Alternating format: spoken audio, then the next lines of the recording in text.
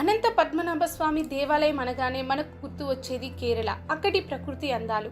అయితే మన తెలంగాణలో కూడా అనంత పద్మనాభ స్వామి టెంపుల్ ఉందని మీకు తెలుసా? ఇక్కడ కూడా అంతే చక్కటి వాతావరణం, పల్లెటూరు ప్రకృతి అందాలతో అరరారుతుందంటే మీరు నమ్ముతారా? అయితే తెలంగాణలో 2 అనంత పద్మనాభ స్వామి టెంపుల్స్ ఉంటే అందులో ఒకదాని గురించి ఈ వీడియోలో తెలుసుకుందాం. అనంత పద్మనాభ స్వామి ఆలయం తెలంగాణ రాష్ట్రంలోని విజయరాయగూడెం గ్రామంలో ఉంది. ఇది భద్రాద్రి కొత్తగూడెం జిల్లాలోని అశ్వరావుపేట మండలంలో ప్రసిద్ధి చెందింది.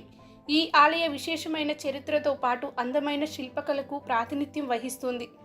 భక్తులను, పర్యాటకులను విశేషంగా ఆకర్షించే ఈ ఆలయాన్ని సందర్శించడం వలన భక్తులకు మనశ్శాంతి, అభివృద్ధి లభిస్తుందని నమ్ముతారు. దీన్ని తెలంగాణ పద్మనాభ స్వామి ఆలయంగా ప్రసిద్ధి చెప్తారు. స్వామివారి విగ్రహ విశేషాలు ఇప్పుడు చూద్దాం. ఇక్కడ స్వామివారి విగ్రహం ఆదిశేషుడిపై నిద్రిస్తున్న విష్ణుమూర్తి రూపంలో దర్శించవచ్చును. శ్రీ మహావిష్ణువు శ్రేణించి ఉండడంతో అనంత పద్మనాభుడు అనే పేరు ప్రసిద్ధి చెందింది. ఈ రూపాన్ని త్రిబంధ స్వరూపమని పిలుస్తారు. అంటే దేవుడు ఒకే సమయంలో సృష్టి, సృష్టి, లయలకు ప్రతీకగా ఉంటాడు. ఇక్కడ ఆలయ నిర్మాణానికి దాదాపు 400 సంవత్సరాల చరిత్ర కలిగి ఉంది. దీనిలోని శిల్పాలు ప్రత్యేకంగా ఆకర్షణ కలిగి పూజా మంత్రాలు మరియు పురాణ గాథలను ప్రతిబింబిస్తాయి. తెలంగాణ ప్రాంతంలో డాకిని మరియు కళింగ శైలిలో దీని నిర్మాణం కనిపిస్తుంది. ప్రతిరోజు దేవుడికి విశేష పూజలు నిర్వహించబడతాయి. ముఖ్యంగా కార్తీక మాసం, మకర సంక్రాంతి మరియు వైకుంఠ ఏకాదశి సందర్భంగా ప్రత్యేక పూజలు అత్యంత వైభవంగా జరుగుతాయి. ఈ సమయంలో భక్తులు పెద్ద సంఖ్యలో హాజరవుతారు. ఇక్కడ జాతర ఉత్సవాలకు కూడా ఎంతో ప్రాముఖ్యత ఉంది. ప్రతి సంవత్సరం ఆలయంలో వైకుంఠ ఏకాదశికి బ్రహ్మోత్సవాలు జరుగుతాయి. ఈ ఉత్సవాల సందర్భంగా రథోత్సవం, పవిత్రోత్సవం మరియు అన్నదానం వంటి కార్యక్రమాలు జరుగుతాయి.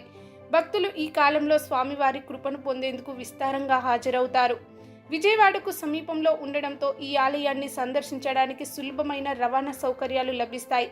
భద్రాచలం, ఖమ్మం నుంచి కూడా ఈ ఆలయానికి చేరుకోవచ్చు. అశ్వరావుపేట నుండి సుమారు 12 కిలోమీటర్ల దూరంలో ఉండి భక్తులు ఎక్కడి నుంచైనా ఆలయానికి చేరుకునేందుకు బస్సులు, ప్రైవేట్ వాహనాలు అందుబాటులో ఉంటాయి. ఈ ఆలయ పర్యటనకు అత్యంత అనుకూల సమయం అక్టోబర్, జనవరి నెలల మధ్య ఉంటుంది. ప్రకృతి అందాలను ఈ సమయంలో చూడవచ్చు. చుట్టూ పచ్చని చెట్లు, కొండ మీద దేవాలయం, చూడడానికి 2 కళ్ళు చాలవంటే నమ్మరు. వైకుంఠ ఏకాదశి రోజున ప్రత్యేక ప్రవేశం కోసం ముందుగా టికెట్లు బుక్ చేసుకోవడం మంచిది. ఆలయ నిబంధనల ప్రకారం భక్తులు సాంప్రదాయ దుస్తులు ధరించడం తప్పనిసరి. ఈ విధంగా అనంత పద్మనాభ స్వామి ఆలయం తెలంగాణలో ఆధ్యాత్మికతకు, పౌరాణికతకు ప్రతీకగా నిలుస్తోంది.